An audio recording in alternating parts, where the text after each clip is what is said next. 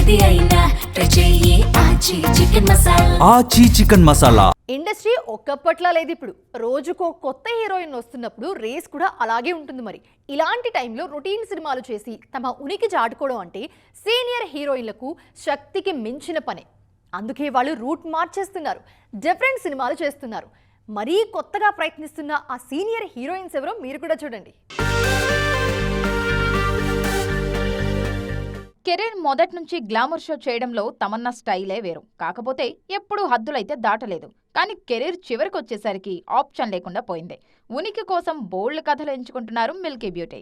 Ragini MMS 3లో చాలా బోల్డ్ character చేయబోతున్నారు తమన్నా. మరోవైపు కాజల్ బయట గ్లామర్ షో చేసిన ఇండియా స్టోరీ లాంటి డిఫరెంట్ కథలో నటిస్తున్నారు.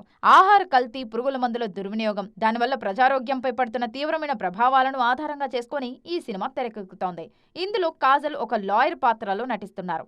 చాలా బోల్డ్ కథనే ఇందులో చూపిస్తున్నారు దర్శకుడు చేటన్. ఇక భారత్ భాగ్య విధాతతో 26/11 దాడుల నేపథ్యంలో సినిమా చేస్తున్నారు మరో సీనియర్ హీరోయిన్ కంగనా రనౌత్. 2008 ముంబై దాడుల సమయంలో కామా ఆసుపత్రిలో సుమారు 400 మందిని కాపాడిన నర్సుల యథార్థ సంఘటనల ఆధారంగా భారత్ భాగ్య విధాత వస్తుంది. మనోజ్ తపాడియా తెరకెక్కిస్తున్న ఈ చిత్రం జూన్ 12న రిలీజ్ కానుంది. సమంత సైతం తన గ్లామర్ ఇమేజ్ పక్కన పెట్టి మా ఇంటి బంగారం అంటూ యాక్షన్ ఫ్యామిలీ సబ్జెక్ట్తో వస్తున్నారు. డిఫరెంట్ కథలే సీనియర్ల ఉనికి కాపాడుతున్నాయి ఇప్పుడు.